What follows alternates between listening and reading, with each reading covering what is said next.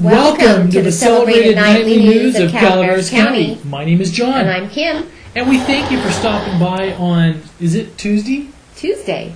You're Oh, it's jumping ahead of Monday. yourself. It's Monday. Does it feel like Sorry. it's Tuesday already? It kind of does, but that is Monday evening. Yeah. We hope you had a good weekend. It was a busy one, It was wasn't a busy weekend, at least here in Calaveras County it was. So what'd you do? Western Alpine County. What'd you do this weekend? Worked. Anything exciting? Worked. Of course. We always do, right? Really? Yeah. What did I do? Well, we probably do the same things, right? Work. I don't know. There was a lot to do this weekend. She always says I'm mentally not here, so I guess that... Well, you're always working, that's why, but that's okay. Anyway. All right. We had the annual wine festival in downtown Murphys, which was sponsored by the Mark Twain St. Joseph's Hospital Community Foundation. And what did it go benefit? Mammography, right? Yes. Yes, okay. Benefited mammography, which for some reason John likes to talk about. Oh, not actual mammography, but probably the things that are x-rayed during a mammography, correct? No, anyway, all right. Hundreds of people, we like to thank Hannah for stopping by this one. Yes, thank Hannah, little pieces of hundreds of people turned out for the Festival of Wine fundraiser. It was an enjoyable event where family and friends could stroll downtown Murphys and enjoy delectable hors d'oeuvres. Hors d'oeuvres? Hors d'oeuvres, I know how to say it. And sample extraordinary wines from Calaveras County's finest wineries. Yes. 19 different wineries. Participated. Yeah, and also businesses as well. Yes. It was very, very pretty. They had all the balloons out, and each business that was participating had a sign out that said they were participating. I guess that meant they were pouring wine in that business. And you were supposed to, and if they didn't have a sign out or anything like that, you were supposed to shun them. Or just ask to use the restroom, right? Yeah, that was it. Yeah. Just kidding. No, it was a good event. Good turnout as always. It's always a very fun event, I think, for Murphy's. Yes, it is. It's very convenient. You can drink all in the one little area, taste, and not have to roam around, but not have to drive, right? It's very convenient. Yeah, it's a convenient way to drink. Yes, huh? it is. Yeah, there you go. All right. And we were out at the wineries yesterday, and they were just packed, weren't they? So I think people came up for the weekend and stayed, went to the Wine Fest on Saturday, and then stayed the whole weekend and went to the actual wineries on Sunday. Indian Rock yesterday afternoon was like standing room only. Mm-hmm. Anyway. So we had that, and we had the Spring Fling in downtown Angels Camp, which were a lot of the local merchants. Now, this is another area where I don't know if all of them participated. Quite a few did, though. So most did. Most Angels Camp businesses did participate in the annual Spring Fling, which is, I guess, a sidewalk sale, where a lot of businesses are having sales, and that was also very, very good attendance as well. It looks like we have some nice pictures on that. Yes, 30 to 40 businesses participated in it. Sales range from 10 to 50% off. Off-marked merchandise, great. I don't know about unmarked. So thank you, Angels Camp Businesses and Angels Camp Business Association, for hosting this every year. And what they had were Angels Camp Business Association presented their first annual Spring Fling Sidewalk Sale. The sale took place during the entire length of Main Street. Maybe it's the first spring one. Oh, okay. Yeah, last year maybe that was like a summer one. I remember it being really hot last year when we went. Yeah. That was probably a summer fling. Green, yellow, and purple balloons lined the streets, signaling to participating merchants. Okay. Very nice. Something nice they do every year. Bake sale. Your favorite? You love those bake sales? All kinds of stuff. Yes. Yeah. We also had the important meeting up at Bear Valley Mountain Resort, which we attended and videoed for your viewing pleasure. We did another live broadcast on Saturday. Drove up there to cover this important meeting. Mm-hmm. And one of the things this one is, and I know we cover quite a bit on Bear Valley and the development up there, because one of the reasons, though, is we think it's important for the whole area. Mm-hmm. Because if Bear Valley builds out the way it's supposed to and they get the development plans done, it will have the ripple effect on Murphy's, Arnold, even Angels Camp, because everybody has to actually pass everywhere. through there, It'll have the effect on the whole, all of Calaveras County, I think. So. And this one there's two separate tracks. There's the plans that they have to submit to the Forest Service, and then there's the ones they have to submit to the county. Okay, and this was the one that they were submitting to the Forest Service. So this one actually is the plans for... Proposed plans for the resort. Now, they're having two meetings. One of these the first was this last weekend. The second one is this coming Sunday. Same and this time, is same to place, get... right? 2 p.m. this Sunday. 3 p.m. this Sunday. 3 p.m. It's right after the last slush cup run. Okay. And they want to get feedback from the public on the proposed plans. Yes. Because that's part of the legal process. There has to be a 30-day comment period. Now, the Forest Service gal was actually in attendance at the meeting. And you can tell they're on the same page. They are. And, they are on the same page. The Forest Service did mention that they are looking at, they want a good outcome for the area. And so we'll run down some of these plans. Taking off all your jewelry during the news. I don't know, So they basically, what I found interesting is that they were going back to the original plan that was submitted when the Rasmussens owned it. A lot of this goes back. A lot of the general 2001 or 1996. I can't remember. A lot of these general master plans go back to the late 70s. But a lot of that stuff has already been approved. Correct. So they have to, but it's been approved, but they still have to approve it. Exactly. So basically, polishing off the plans. Sounds very exciting, though, the plans they have. Sounds like it's going to be a very nice place.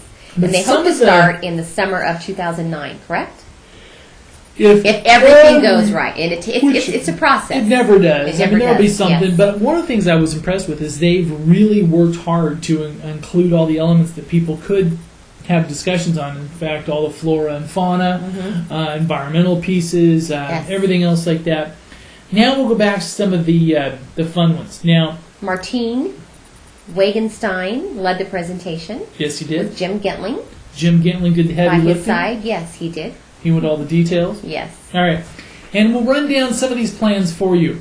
One that you may be familiar with is obviously the village lift. That will start by the existing village and go all the way to Koala Top. It will be a high-speed quad. It doesn't look like it's proposed as what are they calling these now? It's like a quandola. Yeah. Which is part, which we saw up at North Star, which was part gondola, part quad chair. This won't be that. This will be a straight high-speed quad, about twice the length of the new Polar Express lift they put in last year. Okay. It will take 2 years to build the Valley lift. Okay. So that one, if they start it the next spring, which is a little optimistic, then it would be the winter of 2011 that they would be able to, or actually 2000, the winter of 2000, because that's a 2-year build-out process. But what it will do is they're looking at actually working the whole front side or the village side of the mountain, so it would add 600 new acres of skiable terrain to the resort. Yes.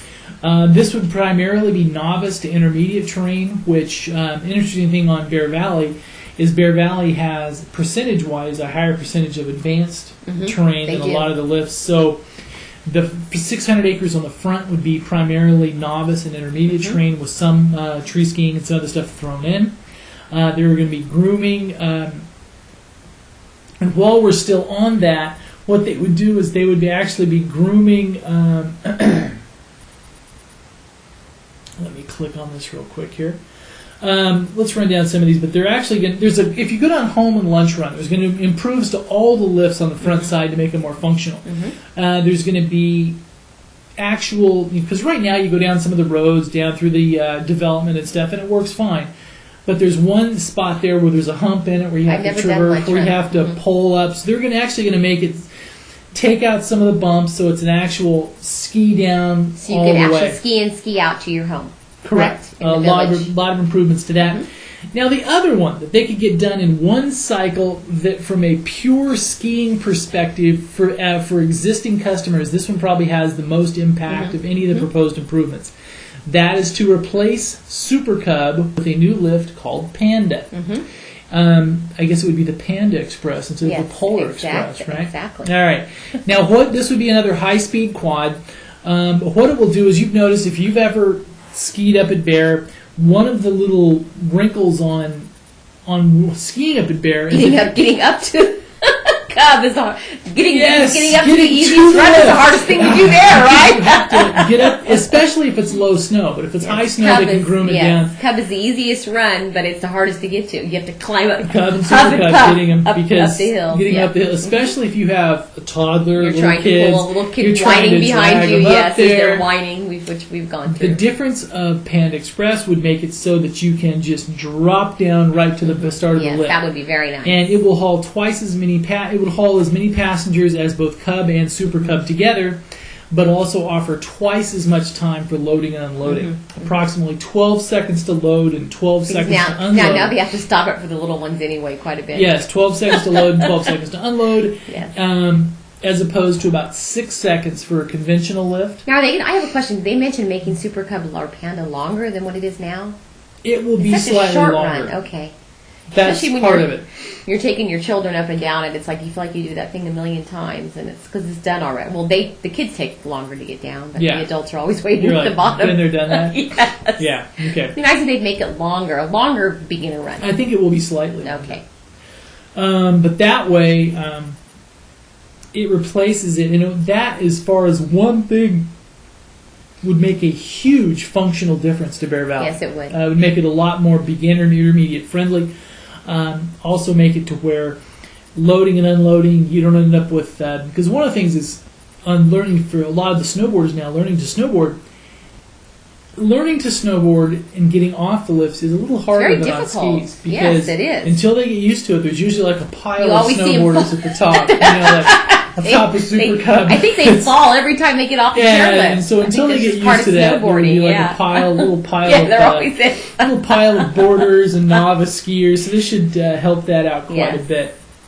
The other thing that is kind of a fun little piece, The chalet. Is that what you're going to talk about? Of course, that's my favorite part. The top. The chalet they're talking about Building up there. Yes, that sounds. They're pretty talking cool. about proposing up to a 10,000 square foot eating establishment and basically hilltop lodge at Bear Top. They may start off originally with just a big deck with some temporary structures, kind of like the sprung structure. That's the grand plan. Yeah, like the sprung structure that they're using for the race team and stuff now. So that should be a fun thing. So we would have eating at the top. This helps spread out the patrons. So instead of all the patrons having to come all the way back down the lodge to eat, they can eat up the hill. Oh, and they're going to be talking about they're going to be redoing the day lodge. That's something they actually can do now. They said, right? And they're making formal plans the next couple months, but they're going to do over the next couple years extensive reworking to the day lodge. At least that's proposed. Just to improve flow, just to improve a lot of the flow, because that's an old building. Sometimes the way it's laid out doesn't always make a lot of sense. It's functional, it works, but that should be. And also, what else? 600 acres of terrain, which is nice. That would be very nice. The what do they call that building? They're going to call it Bear Top, right? Bear Top, yeah. The new Bear Top, the new lodge. up the summit. Upgrading the day lodge. Yep. Pretty exciting stuff.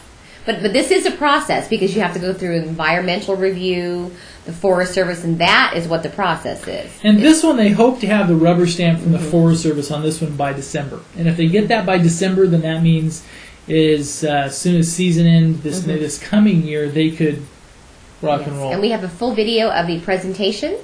If you'd like to take a look at that on the pinetree.net that we took while we were up there. About an hour and 10 minutes. Yes, and I'm sure we'll do the same again this Sunday. No, we did one. Well, one's enough. But this next one is different, I think. No. It's the same one? Same one. Oh, okay. Repeat. I didn't know that. So unless you the public is encouraged to attend. Unless you wanted to sit through it again. No, I don't want to.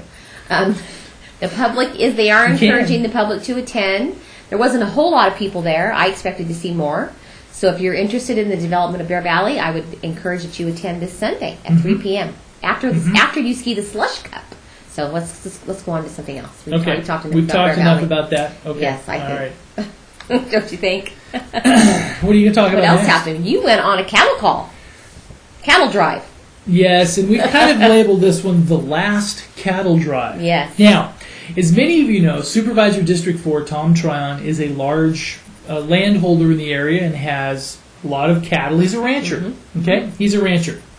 Now, every year for the last 10 or so years, there's been a tradition to where he invites people from the community out, and people ride horses and stuff, and they drive the cattle from over by Murphy's Grade Road down Rolary Bypass to the ranch on Highway 4.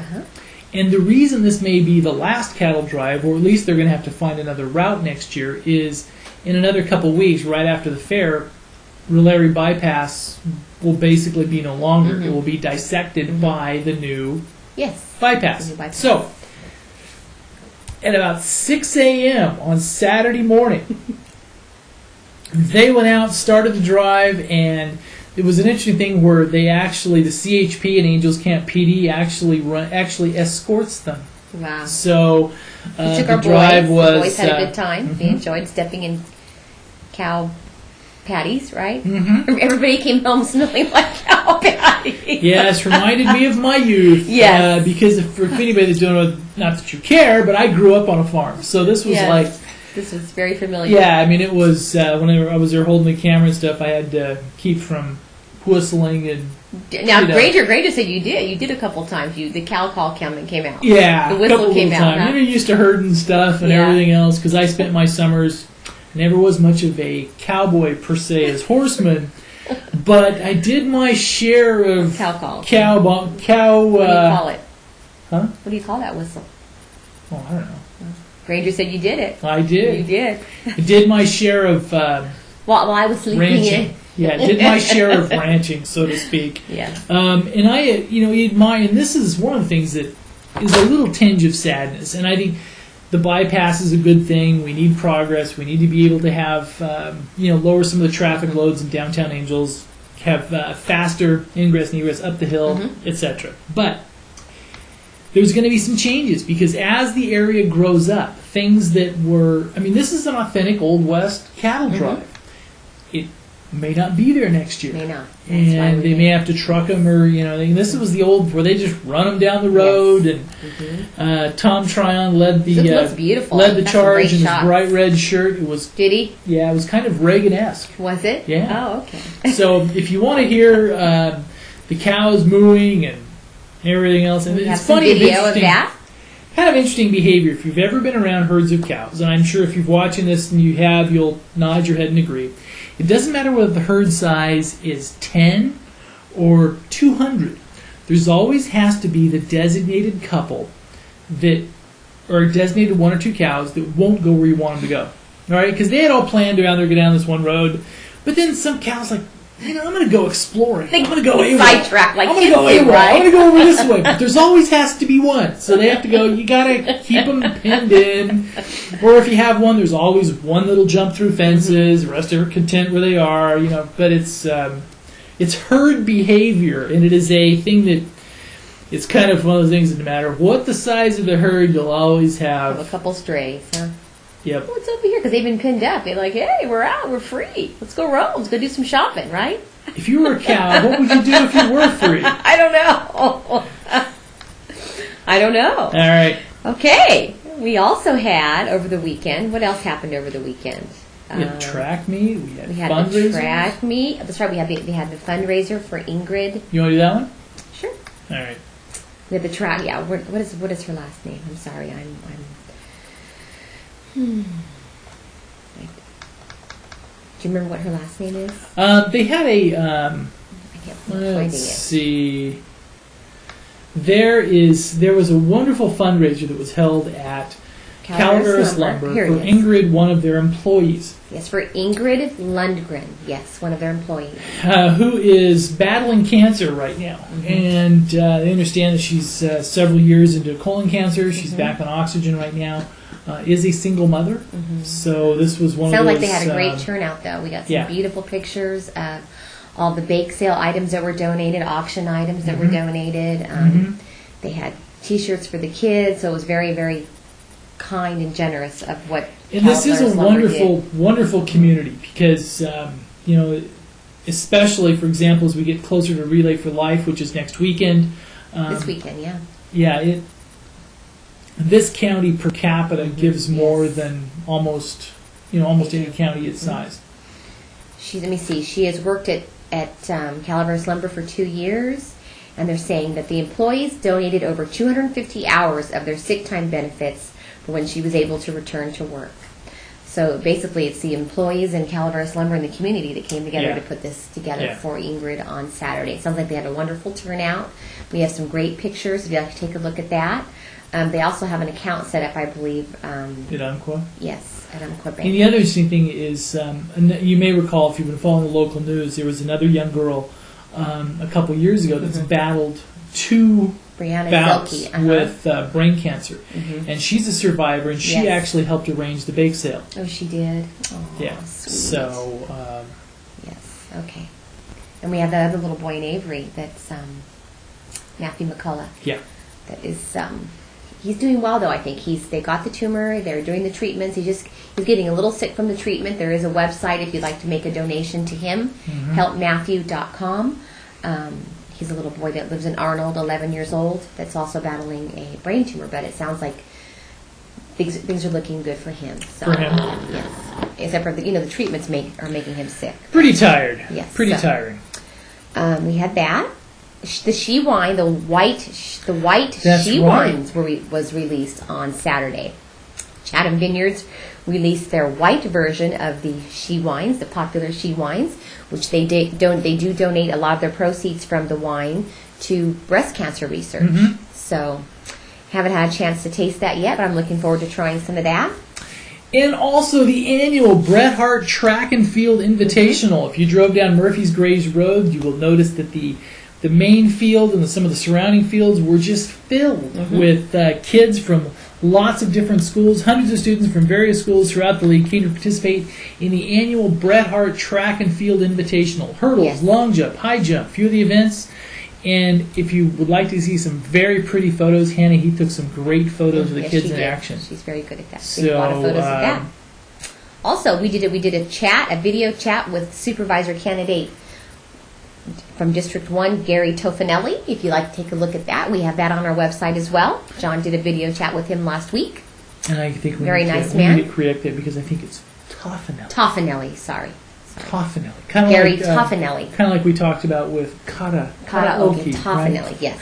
Very nice man from Just kidding. Valley Springs. John visited his home last week, and they did a nice little chat. Now he is a steel guy. Yes, he's a steel and man. he's been a steel worker, rose his way up through starting in the right on the line in a steel working facility. Right where he was running, he had a Yes. crew of 250 under him. Then he started his own steel company. Okay, so we have that, and we have the Board of Soups we better talk about that's going on tomorrow, don't you think? The meeting? You think so? Probably should. I think we've talked enough about other stuff. Oh, we have. Tomorrow they're discussing some sort of third quarter financial report, aren't they? Yeah, it should be tight because we've seen some of the stuff in it, and for some of the departments and stuff, let's just say it doesn't look good. That's the big they're thing on the long. agenda tomorrow, and that is actually a study session going on at 1:30 p.m. Yeah, they're really underwater. They are. We Yeah. have the full board packet on our website if you'd like to click on the link to have access to that along with the agenda. I think that's the big thing that I saw. They will be honoring the Azalea Angels for 125 years of service. Wow. James Katowski, which we receive emails from his dad all the time, Richard Katowski, upon earning the rank of Eagle Scout, a minute order approving allocation from District 5 funds in the amount of $1,500 for the Copperopolis Parks and Recreation Board to fund community activities. They will be discussing Senate Bill 1617 and a study session at 1:30 All right. on the. They're The a lot economic of health they're of- quite a bit of over budget, right? Well, like that's probably with anything. I'm sure. We didn't talk Earth Day. Oh, we didn't. We had an Earth Day celebration yesterday. There was. But tomorrow's the actual Earth Day, Yes, yes. but they celebrated the Earth's birthday on Sunday at Utica Park. Yes, which they do every And year. there was a big turnout for this. It was especially to celebrate life. It was big. I mean, and we drove past. There was the whole. Over 100 different. Let me see how many people attended. Doesn't really say.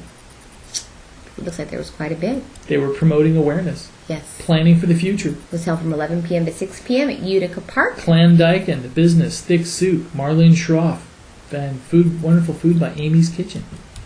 Okay. An Orange Labyrinth set up for. On the grass for friends and families.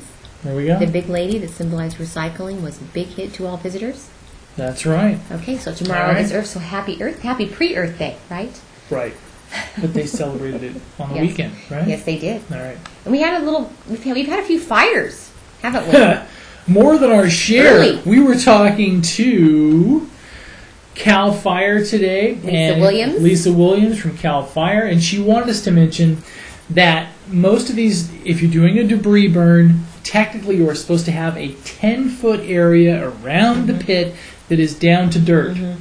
because there has been homes lost over in Tuolumne County. Yes, acreages on burned. Friday evening there was a fire. Was that from an escape debris burn? Oh, yeah. It was, okay. And the interesting thing is they made a point of it today that the man will be held criminally and civilly liable for the fire personnel and all that personnel that had to fight the and fires. also the cleanup. Oh, the structure. And the house. Wow. Okay, so Yes. all these, there's been a lot of just basically escape debris burn piles. We had one today that spread that was in Mountain Ranch. What was Another the couple acres. couple acres? But they had to send in the helicopter. Yes. They had all the manpower that they have to send in is just. I mean, we've got one fire report after another lately. They're just coming in, and they are all escaped debris burns. So all of them. we had actually there was two today. The one in Mountain Ranch and then one in Wilseyville also today. All those District 2 people. Yeah. Watch your pits a little better, District 2. Just kidding. And we have something exciting to announce. This weekend we will be broadcasting the Relay for Life for 24 hours. 24 hours straight. Relay for Life. And we'll also be adding a little bit of a telethon component. Yes. We're working with Golden State Cellular to do this. And we'll post the numbers during the event so you can call in, pledge money. Yes. You'll be able to. Might be a little hard to see the event at night when everybody's sleeping. I'm working on an infrared camera. You are? Okay. So that way you can see them in the dark. Everybody's going to be sleeping anyway, aren't they? They have to still walk. Somebody from the team has to walk. Okay, so we will be streaming that from 10 a.m. Saturday morning until 10 a.m. Sunday morning. Yes, we will. And parts of that will be carried on cable. So if you're watching this on Channel 7, what they're going to carry is the opening ceremonies, the luminaria, the luminary stuff, the celebration at night, and then also the closing ceremonies. Okay. All right. And also, there was a new report out from Doug Shin and Barry Ward on the driveway slope issue. Doug Shin of Cedar Creek and Barry Ward of Barry Ward Realty. Yep, and kind of as a recap on what the county is doing on that. Kind of as a, things to follow up there. More escape debris burns. Follow-up. All right. More escape. Some pretty pictures people were sending us today from Mountain Ranch this morning. Isn't that pretty? Murphy's. The Indian Rock Vineyards. I guess we had a freeze last night. I guess their sprinklers went on. So the grapevines. It's beautiful pictures. Beautiful. How come we don't have pictures behind us tonight? We're not set up for that yet. Not yet. You got the static picture. I guess we do a little tiny bit things on. And remember, burn permits are required May 1st. Okay. Combination of low fuel moistures and high winds generally leads to an increased number of debris burn escapes. Currently, live fuel moistures are approximately 30% lower than this time last year, when 15% rainfall than our 5-year average. So basically, it's cumulative because it was so dry last year. The trees are still dry now. All right. So anyway, probably should go on to weather. Weather. Yes, weather. Right? Yes. Don't you? Isn't that what time we're supposed to go on to weather? It is. 7:28. We're ready. Am I right? We're ready. See, I'm getting ahead of you there. I know. Pretty amazing. For Arnold, tonight, increasing clouds, low of 32. Tuesday, 20% chance of rain, high of 55. Tuesday night, 60% chance of rain. Wednesday, 30% chance of showers. Wednesday night, partly cloudy. Thursday, sunny. Thursday night, mostly clear, low of 42. Friday, sunny, high of 68. Friday night, mostly clear. And we're going to get some weather. All right, for Bear Valley. 23 tonight, 50 with a 30% chance of snow, 28 tomorrow night with an 80% chance of snow, 50% chance of snow, a high of 46 on Wednesday, 10% with a chance of snow, low of 24, 54 then warms back up for the weekend, high of 61. You think it'll be a slush cup? Yeah, maybe we'll get a little bit of powder on the slush cup. For Murphy's, tonight, increasing clouds, low of 30 degrees. Tuesday, 20% chance of rain, high of 60. Tuesday night, 60% chance of rain. Wednesday, 20% chance of rain. Wednesday night, cloudy. Thursday, sunny, high of 66. Thursday night, mostly clear, low of 42. Friday, sunny, high of 73. Friday night, clear. Angels Camp, San Andreas, Valley Springs, Copperopolis. You'll all be within a couple degrees of this at the lower elevations in the county. Lows of 31, 60, 44 with a 50% chance of rain tomorrow night. 20% on Wednesday, the high of 59, then start warming back up, 40, 64, 45, 73 on Friday, and so we're back up for the weekend with a Friday night low of 48. All right. And we thank you for stopping by, and we will see you here again tomorrow night on the Celebrated News. Good night.